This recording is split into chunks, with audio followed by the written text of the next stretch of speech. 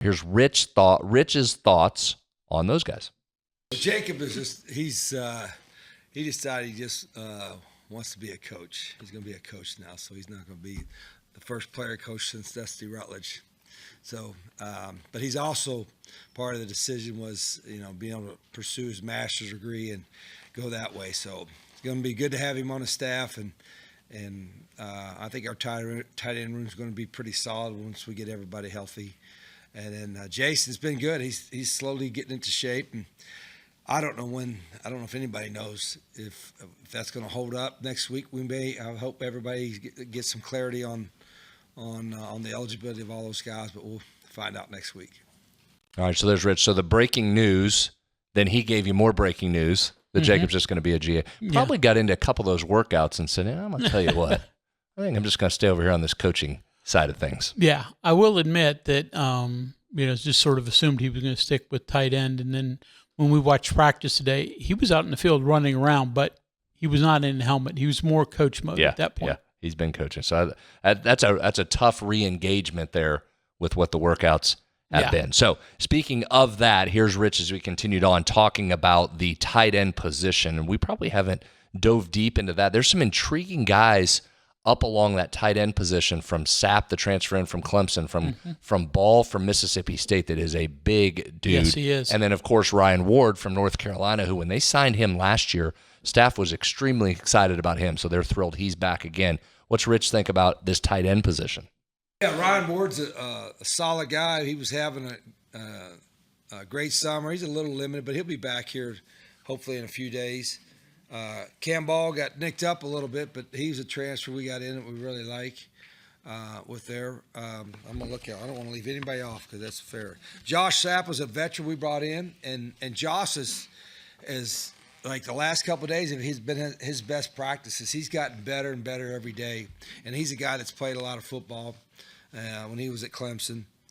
And then we got some young guys in Cade Bush and Xavier Anderson, Carter Zuliani, Sam Hamilton. They're all going to be really good players. Cade Bush, probably of all the young guys, freshman tight ends, has taken the biggest leap in the last week or so.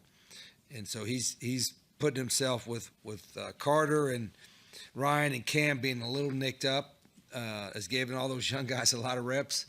And Cade has kind of stepped forward a little bit with that too. So he's looked like he's got a chance to play some.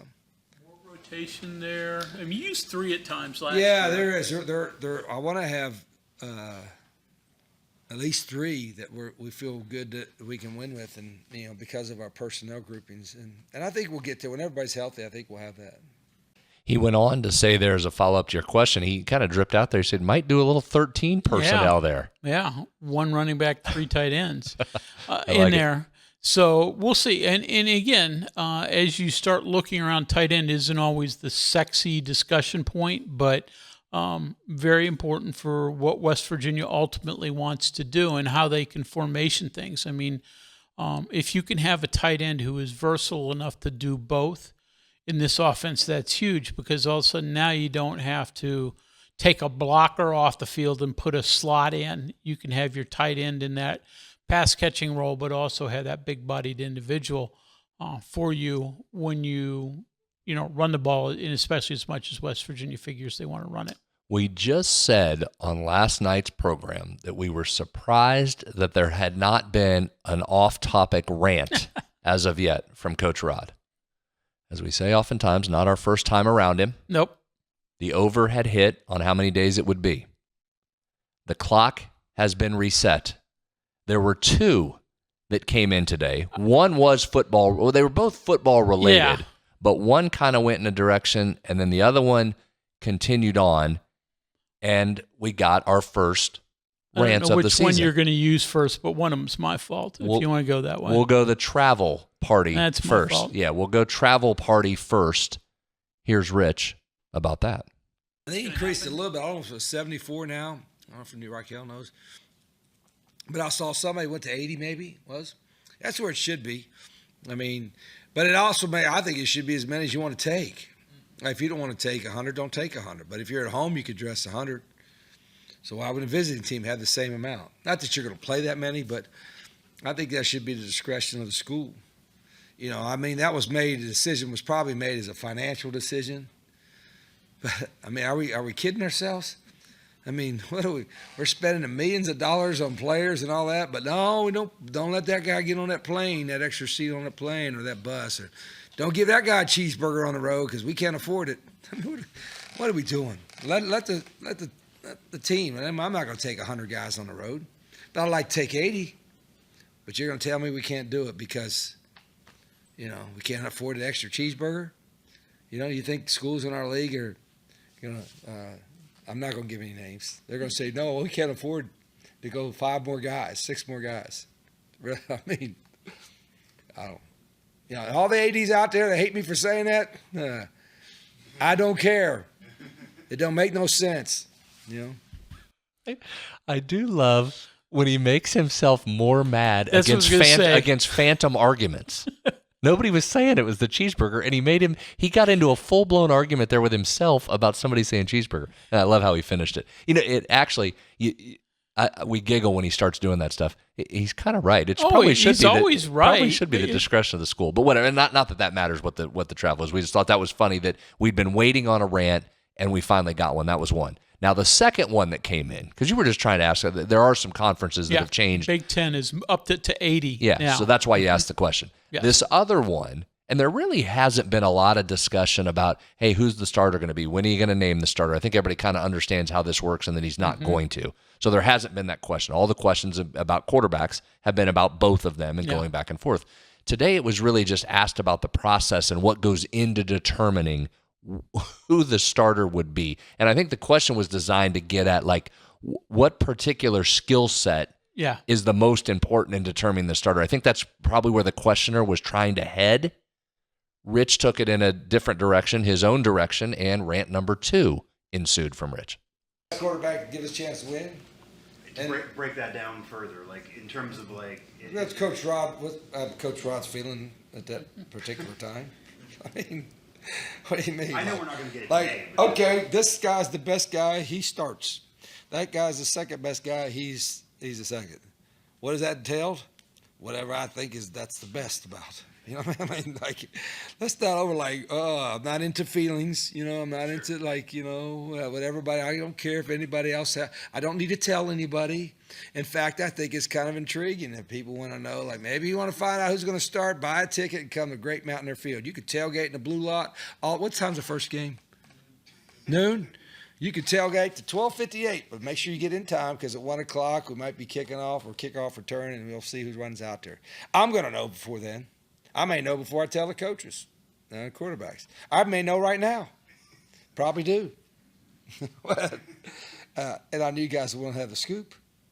And I like you guys, I really do, but I ain't giving you a scoop. So you got to keep coming back. Come back to the next media opportunity, and you still won't know. Can you talk about some of the reasons why you don't like to give that scoop out, like in terms of like? So there are people like you to ask the question.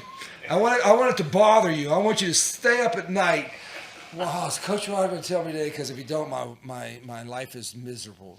But if he tells me today, I will sleep so much better. Oh, that just gives me reason. I'm not meaning to torture you, but that's okay. That gives me more reason not to tell you. But is it like a strategic advantage against? No, it ain't. It's not really. It's not. I mean, people say, if you know who this quarterback is. I mean, obviously, if they're completely different guys, you prepare defensively probably different. But when they're all of our guys, like I said, all of our guys run all of our plays, and they're very, very similar in just about everything, it doesn't make a big advantage. So like you said, so it doesn't make a difference. Why don't you go ahead and announce the guy? And I'm feeling like it today.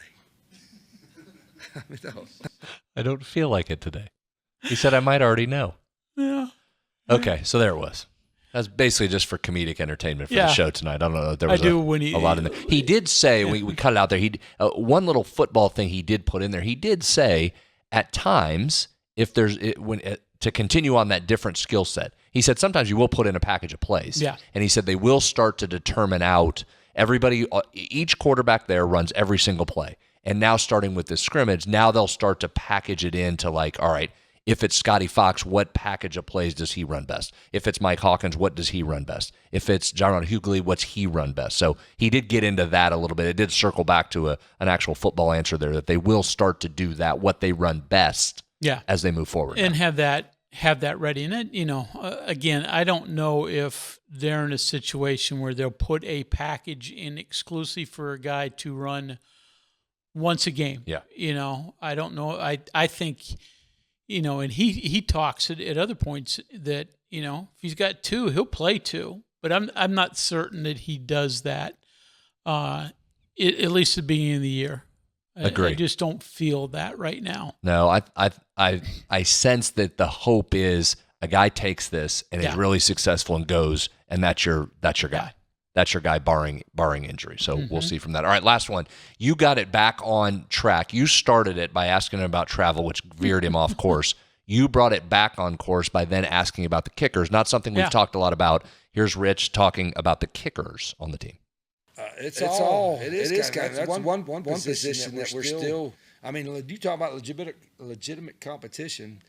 Big Jack's got the strongest leg, but Nate from down there at Fairmont has done a great job. He's been really consistent, and Peter is the new guy. He was banged up most of the summer, so he's kind of catching up. But he's competing with the 2. But it's probably right now. Like if you would ask who would kick the 35-yard field goal right today, I'm not being coy. I really don't know. I mean, it's one of the 3. It's wide open competition. So I'm going to try to put them under some maybe little pressure situations the best you can in practice. And this is what I'll do. I'll have them all have a competition, and you guys will be tied to one of them, and whoever the loser has got to do push-ups or up-downs or something. Then you'll be like, don't start this guy. He maybe do 10 push-ups. I can't move for a week. I know tomorrow's the scrimmage, so they didn't do a ton today, but it was obviously a decent day at practice. Yeah. He was in a comedic in a mood today. Kickers are interesting. Jack Cassidy, he's a big dude. Yes, and that ball booms off his foot. That's one of those, like you go to batting practice to listen to the sound. You listen to the sound when it's coming off his foot. He can really boom it. Nate Flower really impressed last year too, and is right in the mix. I think he's right there. That he wasn't being coy or funny like he was with quarterback. He's legitimately needing somebody to step forth there and determine who's going to be the kicker. Just trying to read the tea leaves. And again, we didn't see him kick today, but we saw him in the spring as well. But Cassidy's the fastball guy, right? I mean, he's got the big leg, but you're not quite certain always where it's going to go.